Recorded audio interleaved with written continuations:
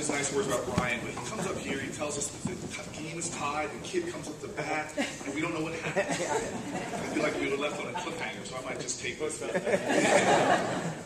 I'm really grateful to be here, and first I just really want to give acknowledgement to my brother and my friend for many years before I became a city council person.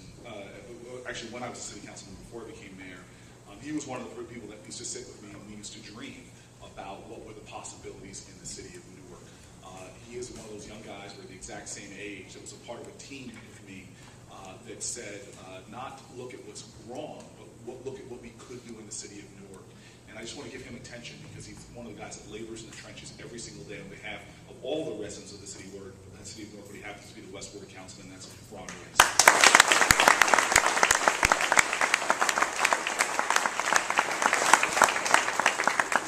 I do appreciate what Amy said. We are making strides. Anybody who lives in Newark knows we can claim no success. We're 42% down in shootings for the last 3 years, a third down in murders, but we all know there's way too much violence in our city still. We have a long way to go. I stood in the maximum security prison just last week and at times had to choke back tears because of the realities that we're facing in our prisons. We lock up more children than you would believe. This facility actually had, the last time they did the study, which was 3 years ago, 80% of the kids that leave the facility come back within 1 year. We have the largest youth lockup in the state of New Jersey, right here in Newark, New Jersey, the Essex County lockup. And when you sit with the children there, you don't see some evil beings. You see our children. You see kids that have a very familiar story. You see 18 and 20-year-olds that are reading at 4th grade levels. You see kids that were not given pathways of opportunity. You see kids that are not just representative of individual failure, but they're representative of collective failure. I've heard for so long as we defended the failure of our schools in the city of Newark that everybody wanted to talk about other things. They wanted to talk about poverty, the neighborhoods kids come from, point fingers at the parents. But I think that we knew in the city of Newark at a very early age, from having experience with schools, from schools that are now gone, like the Chad School, to schools that are still working and win blue ribbons like Harriet Tubman, that if you can create the right school environment, that not only will you see the parents rise to join with those schools to create transformation, but those very children will become beacons of light and hope that can transform our country. This is what I knew. I'm so tired of excuses because I knew that we come from a common ancestry where people did not make excuses. Mary McLeod Bethune did not make excuses. One of my favorite men, Booker T. Washington, did not make excuses. In fact, he took young people, ex-slaves, with brick by brick, they built their own schools and created one of the most enduring testimonies to what people can do for education when they come together in the Tuskegee Institute.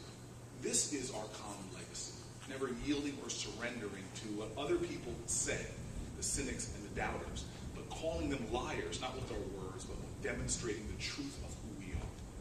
This is what this school is doing. It's demonstrating the truth of who we are.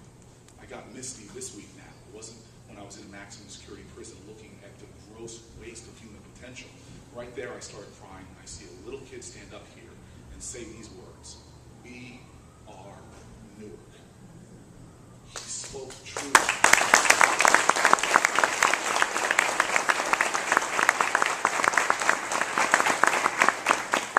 He spoke a truth that penetrated me toward me. I know who we are. I don't look at the city and complain about this, about that, because I don't see those things. I see our potential every day, our power every day, our beauty every single day. And if I know from learning and education, if you see a child the way he is, that's all he'll ever amount to. But if you see the way a child could be and should be and will be, he will ever rise to those levels as if on the wings of angels. And this is the challenge before us. When you have schools and institutions like this, you now know it's possible. It's no longer a matter in America of can we do it. It's do we have the collective will. This is the challenge before us.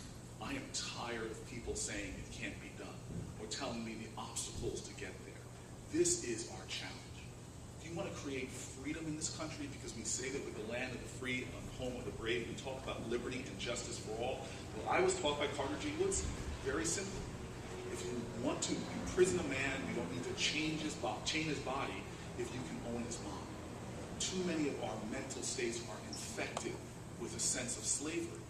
I have on my desk these two statues of the same woman. One of them was given to me by Steve Adubato. Actually, I stole it from Steve Adubato to confess. Statute of limitations is now over.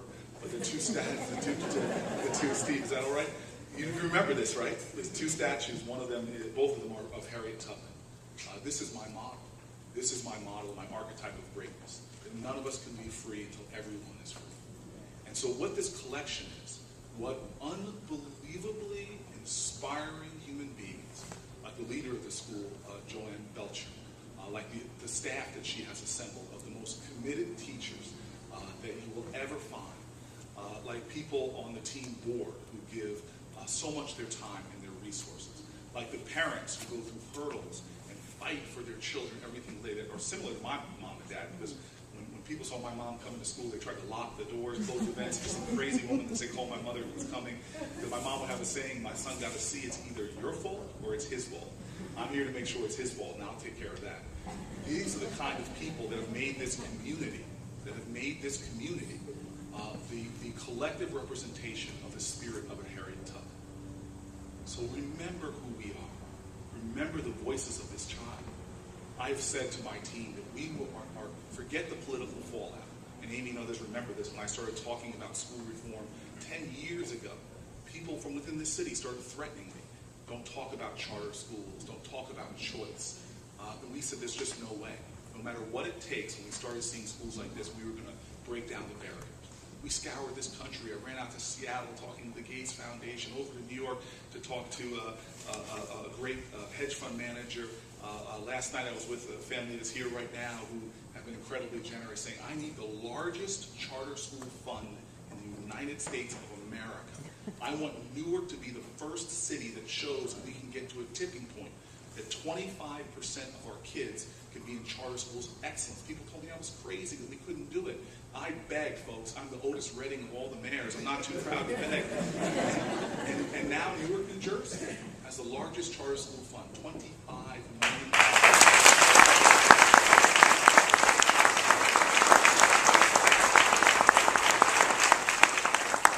I told Ryan, I know you can build a great school, but I'm not interested in islands of excellence. I want a hemisphere of hope. Show me that you can expand.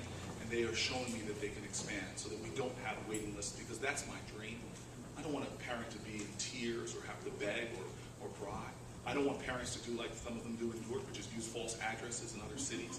I want every single parent in our city to have quality options. That's not a crazy dream. This is something we can do. I got a governor who believes in that also. I got a governor that was willing to stand up and take criticisms. Coming towards an election, y'all, you have to know how crazy this governor is in the right way. And he was willing to stand up to the forces within his own party and say, no, this is a state where equity and fairness must reign. And every child, no matter if they go to a charter school or a traditional public school, should have the resources they need to get educated. And he created the money and the resources.